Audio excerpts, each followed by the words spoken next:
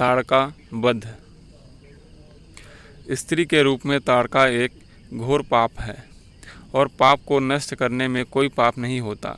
हे राम, तुम इन पापियों का संहार कर दो। प्रातःकाल स्नान, संध्या, उपासना आदि कार्यों से निवृत्त होकर राम और लक्ष्मण गुरु विश्वामित्र के साथ सरिता तट पर पहुँचे। एक वनवासी मुनि ने विश्वामित्र के साथ 2 सुकुमार बालकों को देखा तथा उनका परिचय प्राप्त कर वे एक छोटी सी सुंदर नौका ले आए और विश्वामित्र से बोले, हे मुनिराज, आप इन राजकुमारों के साथ इस नौका पर बैठकर सरिता पार कर लीजिए। विश्वामित्र जी ने उस मुनि को धन्यवाद दिया और राम तथा लक्ष्मण के साथ नौका पर सवार हो गए। इस प्रकार वे सागर से मिलन की आतुरता में कल कल ननाद के साथ दौड़ती जा रही उसी नदी को पार कर गए। नदी के उस पार एक भयानक वन था। उस वन को देखकर राम बोले, गुरुदेव, यह वन तो बड़ा भयंकर है। सभी ओर से सिंह, व्याघ्र आदि हिंसक पशुओं के दहाड़ने की, हाथियों के चिंघाड़ने की ध्वनि आ रही है। जंगली सुअर, भालू, वन भैंसे आदि वन्य प्राणी भ्रमण करते दृष्टिगत हो रहे हैं। वृक्षों की संघनता के कारण सूर्य का प्रकाश इस वन के भीतर घुसने का साहस नहीं कर पा रहा है और इसी कारणवश चारों ओर अंधकार हो रहा है। इस अति दुर्गम वन का क्या नाम है? राम के इस प्रश्न का उत्तर विश्वामित्र ने इस प्रकार दिया, हे राघव, पूर्व काल में इस स्थान में वन ना होकर मलका और करूप नाम के 2 बड़े समृद्ध राज्य हुआ करते थे। दोनों ही राज्य ऊंची ऊंची अट्टालिकाओं, वीथिकाओं तथा सुंदर पथों से सुशोभित थे तथा धन धान्य और समृद्धि से परिपूर्ण थे। दूर दूर के व्यापारी यहाँ पर व्यापार करने आया करते थे, किंतु ताड़का नामक एक यक्ष कन्या ने उन दोनों राज्यों का विनाश कर दिया। ऋषि विश्वामित्र ने आगे बताया, ताड़का कोई साधारण स्त्री ना होकर सुंद नाम के राक्षस की पत्नी और मारिच नामक राक्षस की माता है। उसके शरीर में 1000 हाथियों के बराबर बल है और वह अत्यंत पराक्रमी है, शक्तिशाली है। इस प्रदेश को नष्ट करने के पश्चात ताड़का ने अपने पुत्र मारिच के साथ मिलकर यहाँ के समस्त निवासियों को मारकर खा डाला। अब उनके भय से यहाँ 2-2 कोस दूर तक किसी मनुष्य की परछाई भी दिखाई नहीं देती। भूलवश यदि कोई यहाँ आ भी जाए तो जीवित नहीं लौट पाता। उसी ताड़का का संहार करने के लिए ही मैं तुम्हें यहाँ लाया हूँ। राम ने आश्चर्य से पूछा, स्त्रियाँ तो कोमल और दुर्बल होती है, फिर ताड़का में 1000 हाथियों का बल कैसे आ गया? ऐसा प्रतीत होता है कि अवश्य कुछ न कुछ रहस्य है।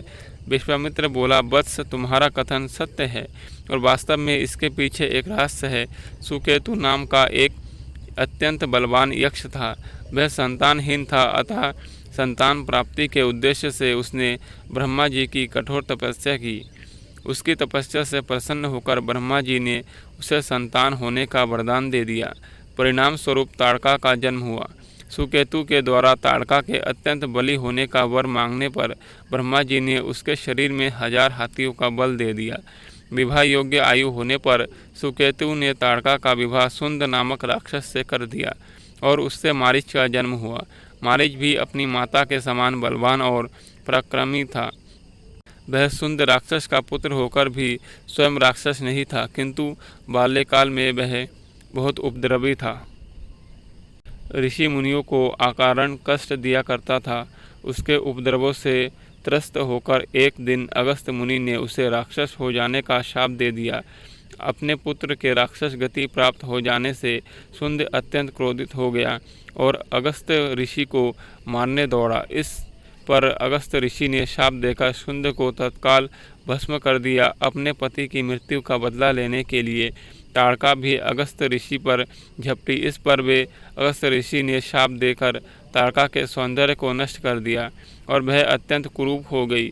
अपनी कुरूपता को देखकर और अपने पति की मृत्यु का बदला लेने के लिए ताड़का ने अगस्त्य मुनि के आश्रम को नष्ट करने का संकल्प किया है। अतः हे राम, मैं तुम्हें आज्ञा देता हूँ कि तुम ताड़का का वध करो।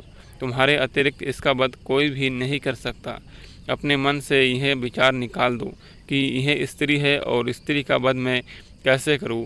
स्त्री के रूप में यह एक घोर पाप है और पाप को नष्ट करने में कोई पाप नहीं होता। समस्त संशय को त्याग कर मेरी आज्ञा से तुम इस पापिनी का संहार कर दो। राम ने कहा, गुरुदेव आपकी आज्ञा मुझे सिरोधार्य है। समस्त मानवों के कल्याण के लिए मैं अवश्य ही ताड़का का वध करूंगा। इतना कहकर राम ने अपने धनुष पर बाण रखकर उसकी प्रत्यंचा को कान तक खींचकर भयंकर टंकार किया। टंकार से उत्पन्न ध्वनि से समस्त वन प्राण गुंजायमान हो गया। वन्य प्राणी भयभीत होकर इधर उधर भागने लगे। इस प्रकार की अप्रत्याशित खलबली मची देखकर ताड़का क्रोध से भर उठी। धनुष ताने राम को देखते ही इस विचार से कि कोई अपरिचित कुमार इसके साम्राज्य पर आधिपत्य करना चाहता है, वह क्रोध से पागल हो गई। राम पर आक्रमण करने के लिए वह तीव्र गति से उन पर झपटी। ताड़का को अपनी ओर आते देखकर राम ने लक्ष्मण से कहा, हे सौमित्र, ताड़ के वृक्ष जैसी विशाल और विकराल मुख वाली इस राक्षसी का शरीर कितना कुरूप है। इसकी मुख मुद्रा देखकर ही प्रतीत होता है कि यह बड़ी हिंसक है और निरीह प्राणियों की हत्या करके इनका रक्तपान करने से इसे बहुत आनंद आता होगा। तुम एक तरफ सावधान होकर खड़े हो जाओ और देखो कि कैसे इसे मैं अभी यमलोक भेजता हूँ। विकराल देहधारिणी ताड़का अपने बड़े बड़े दांत चमकाती भुजाओं को फैलाए हुए द्रुतगामी बिजली की तरह राम और लक्ष्मण पर अत्यंत तीव्र के साथ झपटी। राम इस भयंकर आक्रमण के लिए पहले से ही तत्पर थे। उन्होंने तीक्ष्ण बाण चला दिया, उसके हृदय को छलनी कर दिया। उसके वत्सल से गर्म गर्म रक्त की धारा प्रवाहित हो उठी। वह आक्रमण करने के लिए पुनः टूट पड़े। इससे पूर्व ही राम ने एक और बाण चला दिया जो सीधे उसके वक्ष में जाकर लगा। वह पीड़ा से चीखती हुई चक्कर खाकर भूमि पर गिर पड़ी और अगले ही क्षण उसके प्राण पखेरु उड़ गए। राम के इस रण कौशल और ताड़का की मृत्यु से ऋषि विश्वामित्र अत्यंत प्रसन्न हुए। उनके मुख से रामचंद्र के लिए आशीर्वचन निकलने लगे। गुरु की आज्ञा से वहीं पर सभी ने रात्रि व्यतीत किया। प्रातःकाल उन्होंने देखा कि ताड़का के आतंक से मुक्त पा जाने के कारण उस वन की भयंकरता और विकरालता समाप्त हो चुकी है।